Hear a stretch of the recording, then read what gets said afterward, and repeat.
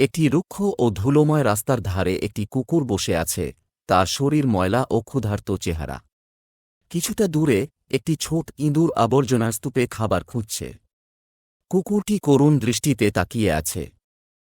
ইঁদুরটি একটি শুকনো রুটি নিয়ে কুকুরটির কাছে এসে ভাগ করে নিচ্ছে। কুকুরটি কৃতজ্ঞ চোখে ইঁদুরের দিকে তাকিয়ে আছে। তাদের মধ্যে বন্ধুত্বের সূচনা।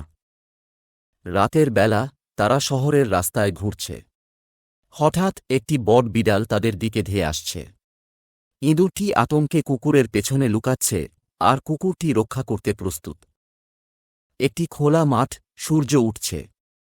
কুকুর ও ইঁদুর পাশাপাশি হাঁটছে, তাদের চোখে নতুন আশার আলো। দূরে একটি গ্রাম দেখা যাচ্ছে, যেখানে তারা নতুন জীবন শুরু করবে। একজন বৃদ্ধ কৃষক তাদের আশ্রয় দিয়েছেন।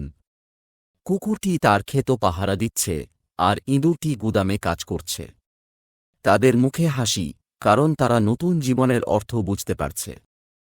একটি সুন্দর সন্ধ্যা, কুকুর ও ইঁদুর একসঙ্গে বসে আকাশের দিকে তাকিয়ে আছে।